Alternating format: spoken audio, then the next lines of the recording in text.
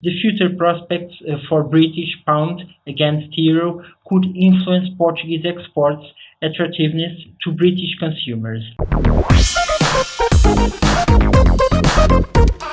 So, Andre, the Brexit has definitely been the talking point for all economists and investors throughout 2016. So, what is the impact of a Brexit on all the European countries?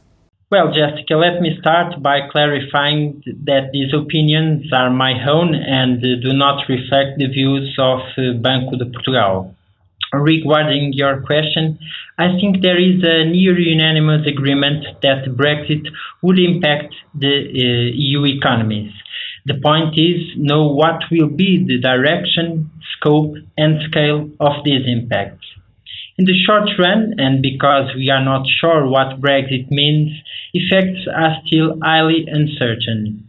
But this current uncertainty may create doubts over the future environment. Therefore, economic agents may tend to act overcautious, deferring consumption and investment.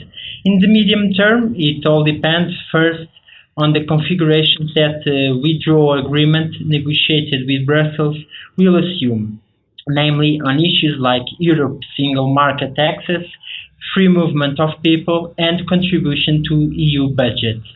Second, this impact also depends on the level of economic integration that each EU country has with UK. But, of course, and first of all, UK must invoke Article 50 of the Lisbon Treaty on EU that allows a member state to notify of its withdrawal and oblige the EU to negotiate with that state. At the moment, I think it's still not possible to assess the economic prospects of Brexit. It would be speculate on hypothetical scenarios. Moreover, official data are published with a long lag, and some impacts are not statistically possible to measure.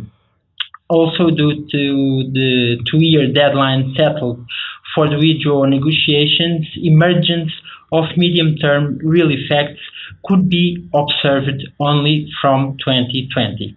And you're right, that it is a very uncertain period and different European countries may be impacted differently than others. So is it possible already to identify the possible outcome for Portuguese economy following the Brexit?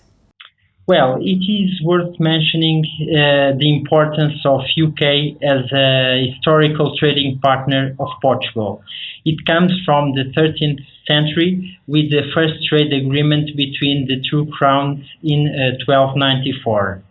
Nowadays, UK importance for Portuguese economy takes place through foreign direct investment, immigration destination, and significant source of revenues in the travel sector. Because Brexit impacts are still less clear-cut, I would answer your question with a picture of this economic integration, sharing some key figures made publicly available by both the Banco de Portugal and Statistics Portugal. UK is the third largest source of FDI in terms of stock, excluding the Netherlands and Luxembourg, that for tax reasons have a top position. In 2015, UK represented 7.3% of this FDI stock, and since 2012 has had an annual average growth of 12%. Remittances from Portuguese living in UK have recorded in the past 2 years an increasing contribution above the two digits. In terms of current account with UK, that includes goods, services and income, it has been favorable to Portugal at least since there are available data, that is 1996. Since 2012, the current account has had an annual average growth of almost 25%.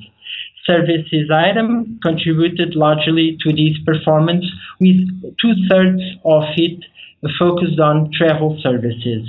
Already in 2015, UK has become the leading source of travel services revenues, surpassing France, as well as of international tourists hosted by the overall means of accommodation, representing 23.3% of all travel demand accommodation.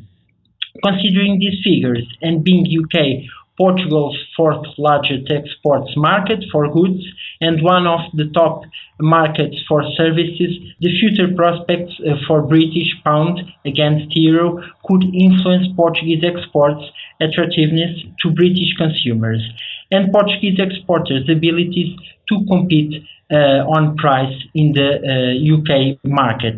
Additionally, depending on the details of UK post-exit settlement with EU and in the context of a less desirable scenario, Portuguese exporters may have new challenges to deal with, facing red tape like paperwork, customs, clearance and duties, and taxes.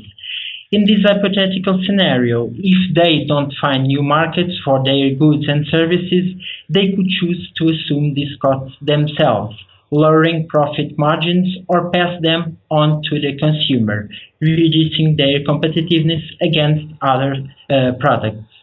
Summing up, it will be in the interest of both UK and EU reach a withdrawal agreement that could minimize the less desirable effects of all this process. Well, Andre, thank you so much for joining me on the line to provide your insights. Thank you. It is always a pleasure doing an interview with Dukascopy TV. Thank you.